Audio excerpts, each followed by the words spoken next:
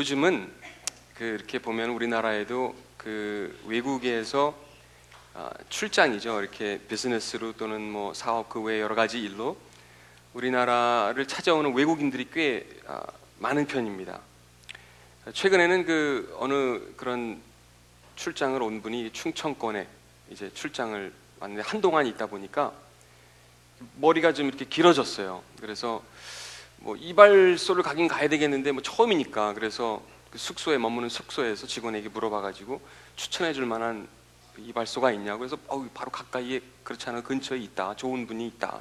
그래서 거기를 이제 가이드를 해주는 거죠. 그래서 그분이 그 이발소를 찾아갔는데 들어가자마자 이제 그 의자에 이제 거울 앞에 이제 앉았는데 그 이발소 주인 양반이 영어를 하시는 거예요. 그분이 이제 외국인 손님이 또 특별히 찾아왔으니까 너무 반가워가지고 와시유 그랬거든요. 네, 와시유 했는데 이제 이분은 그거를 영어로 알아듣는 거예요. 왜냐면 what see you 또는 what do you see 하니까 뭐 거울 앞에 앉아가지고 의자에 앉았는데 보이는 게 뭐 뻔하잖아요. 한 가지밖에 없죠. 그래서 mirror라 그랬죠. 왜냐면 mirror가 보이니까 앞에 거울이 있으니까. 근데 그 주인 아저씨는 그거를 미러로 이해를 한 거예요. 그래서 머리를 그냥 완전히 다 밀어버렸다는 그런 이야기를 들은 적이 있습니다. 근데 정말 우리가 외국인이 아니어도, 외국 사람이 아니어도 우리가 정말 같은 울타리 안에 살고 또 한 지붕 밑에서 생활을 해도 서로의 말귀를 못 알아듣는 그런 순간들이, 그런 경우들이 얼마나 많은지 모르겠습니다. 여러분도 아마 그런 순간들이 분명히 있으실 거예요. 말이 언어가 같아도 서로 오랫동안 생활을 해왔어도 대화가 안 되는 거죠. 통하지 않는 거죠. 특별히 내 삶 속에 어떤 어려움이 있을 때, 어려움에 직면하게 될 때, 문제를 만났을 때 나의 이 마음을 털어놓고 대화를 할 수 있는, 나를 이해하지 못하는 그런 사람들이 많이 있다는 것을 우리가 느끼는 그런 순간들이 많이 있습니다. 오늘 저희가 읽게 될 이 시편 130편, 오늘 소망의 노래 마지막 편인데요, 이 속에서 시편 기자는 그가 처한 상황 속에서 어떻게 반응하고 있는지 그 내용을 같이 한번 읽어보시도록 하겠습니다. 제가 시편 130편 읽을 텐데 여러분 눈으로 또 마음으로 같이 따라서 읽어주시면 좋겠습니다. 여호와여, 깊은 절망 속에서 내가 주께 부르짖습니다. 주여, 내 목소리를 들으소서. 주의 귀를 내게 기울이시고 자비를 구하는 나의 울부짖음을 들어보소서. 여호와여, 만약 주께서 죄를 기록하셨다면 주여 누가 견뎌낼 수 있겠습니까? 그러나 용서하심이 주께 있으니 사람들이 주를 두려워하며 높입니다. 내가 여호와를 기다리고 또 기다립니다. 나는 주의 말씀에 나의 소망을 두고 있습니다. 나의 영혼이 주를 기다리니 파수꾼이 아침을 기다리는 것보다 더 간절히 기다리며 참으로 파수꾼이 아침을 기다리는 것보다 더 사모합니다.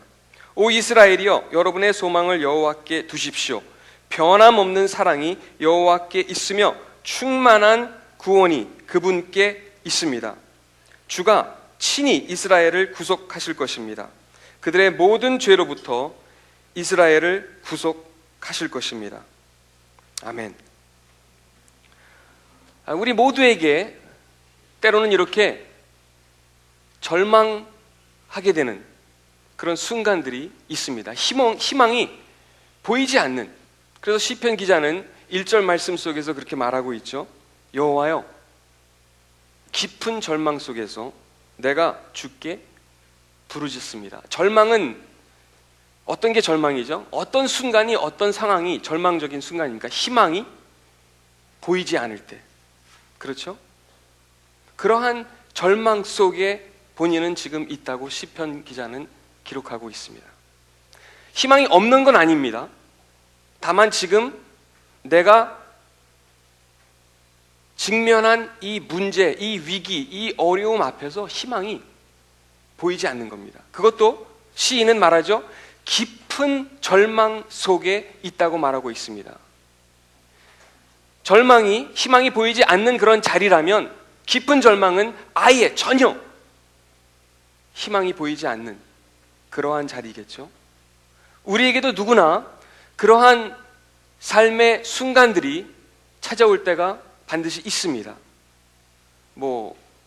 인간관계에서 오는 어려움이나 경제적인 물질의 어떤 어려움이나 심리적인 그런 어려움이나 정신적인 어려움, 육체적인 어려움, 여러 가지 어려움들이, 그래서 절망하게 되는 그런 순간들이 우리를 찾아옵니다. 하지만 중요한 것은 그 속에서 내가 어떻게 반응할 것인가. 도움이 될 만한, 도움을 줄 만한 사람을 찾아갈 수도 있어요. 상담을 우리가 요청할 수도 있습니다. 하지만 거기에 모든 답이 없다는 것을 우리는 곧 알게 됩니다. 시인은 어떻게 합니까? 그가 있는 절망의 자리에서, 깊은 절망 속에서 한 가지 일을 하고 있어요. 가장 먼저 그는 여호와 하나님을 찾고 있습니다. 그리고 그분께 부르짖고 있습니다. 우리도 절망의 자리, 절망의 순간에서 우리가 기억해야 될 한 가지 것이 있다면 그것은 가장 먼저 하나님께 부르짖는 저와 여러분 되시기를 주님의 이름으로 부탁드립니다. 신앙인들의 삶 속에서 어떻게 보면은 조금씩 성숙도에 어떤 차이가 있겠죠. 근데 어떤 사람은 기도할 때 보면은 하나님 함께 해주세요. 오늘도 나와 함께 해주세요. 이렇게 늘상 기도하는 사람들이 있는가 하면, 어떤 사람들은 조금 더 성숙한 사람은 이미 하나님께서, 내가 하나님의 자녀라면, 하나님을 믿는 하나님의 자녀라면 그분이 나와 함께 해주실 것을 약속해 주셨기 때문에 그 언약의 말씀을, 그 약속의 말씀을 내가 압니다. 내가 믿습니다. 그렇기 때문에 그 사람은 하나님 오늘도 함께 해주세요 이렇게 기도하는 사람이 아니라, 하나님 이미 하나님께서 나와 함께 해주신다는 사실을 제가 믿습니다. 다만 오늘도 저와 함께 해주시는 그 하나님의 손길을 느낄 수 있게 해주세요. 나와 함께 해주심을 볼 수 있게 해주세요. 하나님께서 지금 이 순간에도 나의 절망 속에서도, 그 한복판에서도 나와 함께 해주심을 경험할 수 있는 내가 될 수 있게 하나님 도와주세요. 그렇게 고백할 수 있는 저와 여러분 되시기를 부탁드립니다. 어느 목사님이, 좀 연로하신 목사님인데 은퇴를 하셨어요. 얼마 전에 저에게 그런 말씀을 하세요. 친구 목사님이 있는데 그 친구 목사님도 은퇴를 하셨는데 나에게 이렇게 하루는 이야기를 하더라. 그런 말씀을 들려주시는 거예요. 은퇴하신 뒤에 보니까 이따금씩 가끔 주위에서 설교 요청이 들어올 때가 있어요. 집회 요청도 한동안 들어왔어요. 근데 해를 거듭하면 할수록 그 전화 오는 횟수가 조금씩 어떻게 될까요? 줄어든다는 겁니다.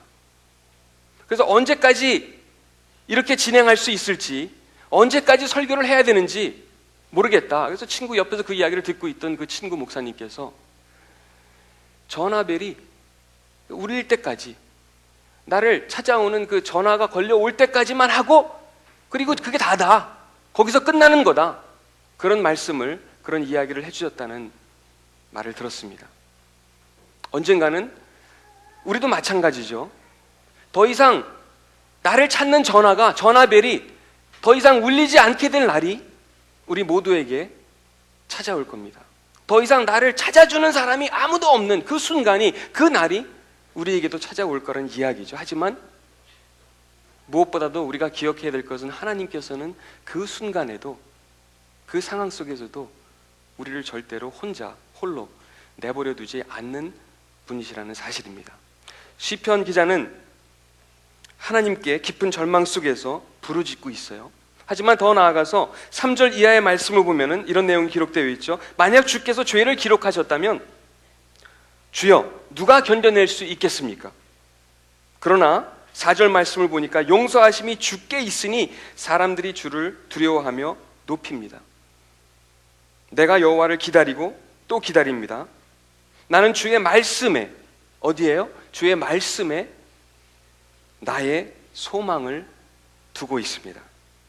나의 영혼이 주를 기다리니 파수꾼이 아침을 기다리는 것보다 더 간절히 기다리며 참으로 파수꾼이 아침을 기다리는 것보다 더 사모합니다.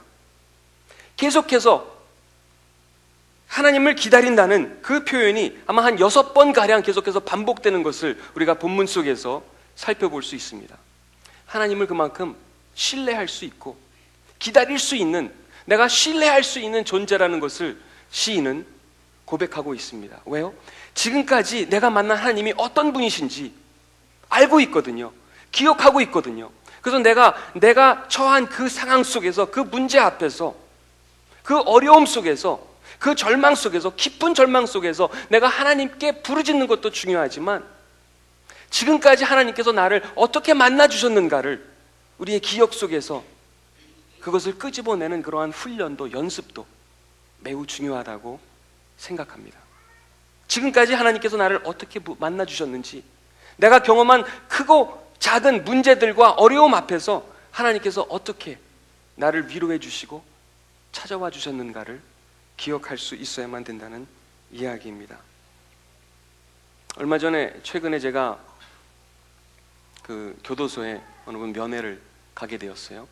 근데 교도소에 가면 이제 다녀오신 분들은 뭐 아시겠습니다만은 면회를 가서 이렇게 선물을, 뭐 책을 선물하기도 하고 또 뭐 판매물이 있어요. 근데 그 판매물이 이렇게 한정되어 있죠. 제가 갔을 때 제 바로 앞에 어느 부부가, 좀 연세가 지긋하신 노 부부가 계셨어요. 근데 그분들도 이제 판매물을 누군가를 면회하기 위해서 찾아온 거죠.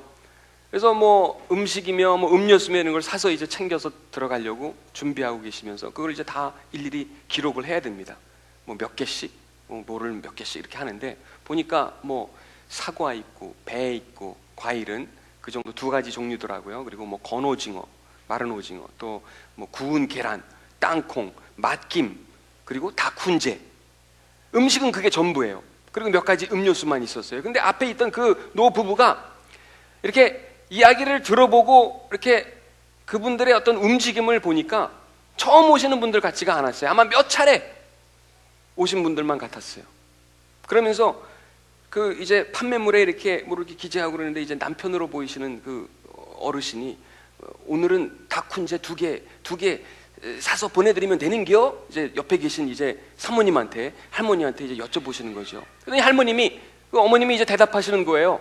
아이, 걔는 닭훈제만 좋아하니까 다른 거 말고 닭훈제 그냥 6개 다 사다 보내드려줘. 이렇게 하시면서 6개, 아마 살 수 있는 그게 한도가 정해져 있기 때문에 6개까지만 들여보낼 수 있는 것 같아요.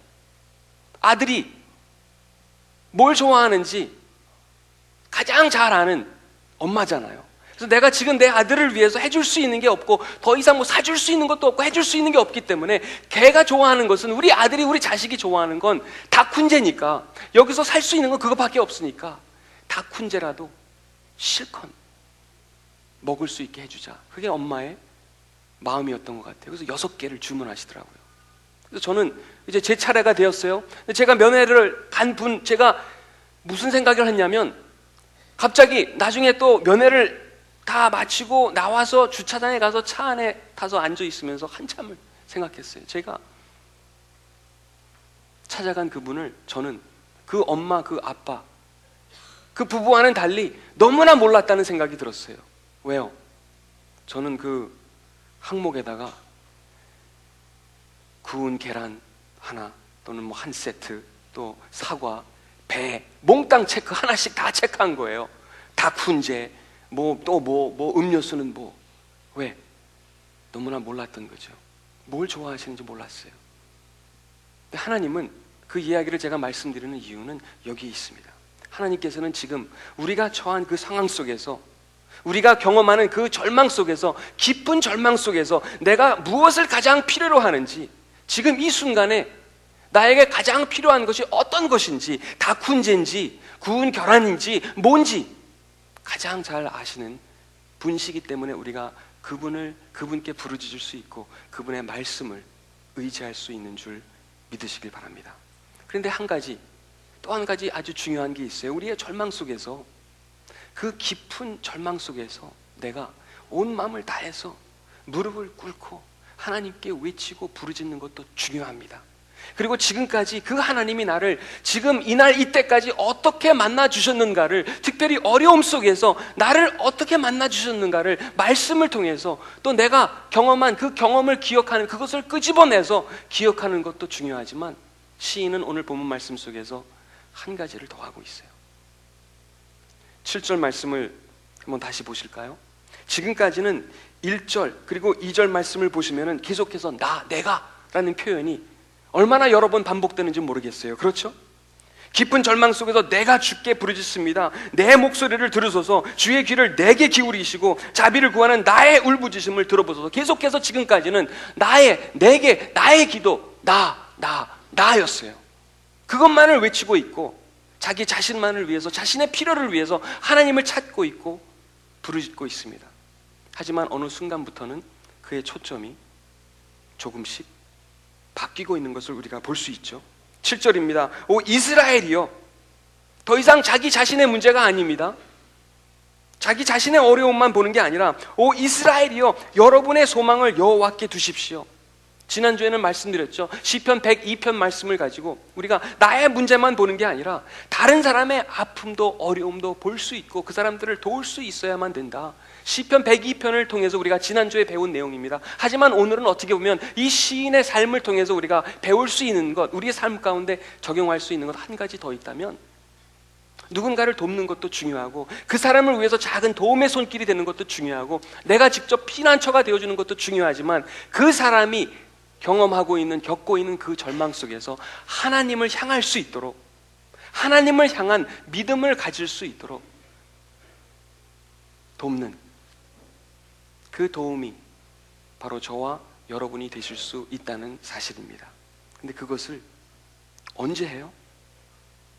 어디서 해요? 시인의 삶을 우리가 보면은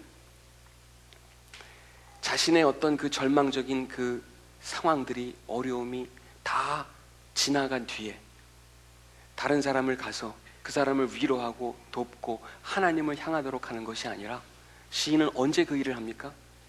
자신이 있는 그 절망의 자리에서, 깊은 절망 속에서 온 나라가, 온 이스라엘이, 자신의 이웃들이 하나님을 향할 수 있도록 도전을 주고 격려하고 그렇게 외치고 있다는 사실입니다. 우리도 우리의 삶의 자리에서 내가 절망 가운데 있을지라도, 그 어려운 순간이 지금 나에게 찾아왔을지라도 오히려 그 문제만 보는 것이 아니라 다른 사람들이 하나님을, 저들의 절망 속에서 하나님을 바라볼 수 있도록 도우시는 저와 여러분 되시기를 부탁드립니다. 우리 교회 주일학교에서 가르치시는 여러 선생님들이 계시죠. 근데 그 중에 어느 선생님은 중학교 3학년 때 아버지가 일본의 선교사로 떠나시기로 결심을 합니다. 그래서 온 가족이 다 아빠를 따라서 일본으로 가게 됩니다. 근데 중학교 3학년이었는데 한참 사춘기죠. 본인은 너무나도 가기 싫었다는 겁니다. 근데 어떻게 해요? 온 가족이 다 가는데 어떻게 해요? 아버지를 따라서, 가족을 따라서 갔습니다. 근데 나라도 싫고 사람도 싫고 냄새도 싫고 다 싫었답니다. 모든 게 그냥 싫었어요. 또 아버지에 대한 반항심도 점점 더 날이 가면 갈수록 커졌다고 합니다. 그래서 아주 사춘기를 호되게 보냈다고 해요. 근데 고등학교 3학년 때 되었을 때 한신 대지진, 고베 대지진이죠. 그 지진을 겪으면서 아버지의 모습을, 내 아버지가 어떤 분이신가를 다시 보게 되었다고 합니다. 그러면서 그때까지의 그 어떤 여러 가지 혼란스러운 것들이 조금씩 해결되는, 또 마음이 회복되는 그런 경험을 하게 되었다고 합니다. 왜? 여진이 아직도 많이 남아있기 때문에 외국 사람들은 다 하나같이 이제 그 나라를 떠나고 있습니다. 너무나 위험하니까. 도시가 완전히 불바다가 되어버렸으니까 너무나 위험한 상황 속에서 아버지는 나는 여기 남아있어야 된다. 여기 있는 이 사람들 내가 도와야 된다. 그래서 갑자기 봉고차 안에다가 장비를 온갖 다 싣고 밧줄을 신고 가족은 공항에다가 데려다 보내주는 그런 아버지의 뒷모습을 보면서 갑자기 그 순간부터 일본이 좋아지고 그 뒤로는 엄청 잘 적응을 할 수 있었다는 이야기를 들은 적이 있어요. 그분의 아버지는 언제 하나님께서 내 이웃의 다른 사람들의 소망이 되실 수 있다는 것을 언제 하나님을 향해서 가리키고 있나요? 순탄할 때, 모든 일이 순조로울 때, 평안할 때 그렇게 하지 않았습니다. 자신이 어려운 상황에 있을 때도, 그 순간에도, 절망 속에서도, 깊은 절망 속에서도 다른 사람들이, 어쩌면 하나님의 하자도 모르는 사람들이 하나님을 향할 수 있도록 믿음을 심어주는 그 일을 하셨습니다. 우리가 우리의 절망 속에서 하나님을 찾는 것, 그분께 부르짖는 것 중요합니다. 지금까지 하나님께서 나를 어떻게 만나주셨는지 그 기억을 끄집어내는 일, 그것도 중요합니다. 하지만 한 걸음 더 나아가서 다른 사람의 절망을 보고, 다른 사람의 어려움을 보고, 저들이 지금 나의 절망 속에서도 저들이 하나님을 바라볼 수 있도록 그 믿음을 심어주는 역할을 할 수 있는 여러분 되시기를 주님의 이름으로 부탁드립니다. 잠깐 같이 기도하겠습니다. 이 시간에 함께 기도하실 때 여러분의 상황을 제가 잘 모르겠습니다. 하지만 아버지는 아십니다. 아니, 어쩌면 나보다, 나 자신보다 나의 문제를, 나의 상황을, 나의 아픔을, 나의 절망을 너무나도 잘 아십니다. 그래서 이 시간 저희가 함께 그분을 찾고 그분께 나아갈 수 있는 시간 되었으면 좋겠고요. 더 나아가서 하나님, 기도하실 때 나의 절망만 보이는 게 아니라 그 속에서 하나님을 볼 수 있게 해주시고 희망을 찾을 수 있게 해주시고, 또 내 이웃이 처해 있는 그 절망 속에서 하나님을 향할 수 있도록 도울 수 있는 그런 도움의 손길이 될 수 있도록 하나님 함께 해주세요. 시간 같이 잠깐 그렇게 기도하겠습니다. 같이 기도하시겠습니다.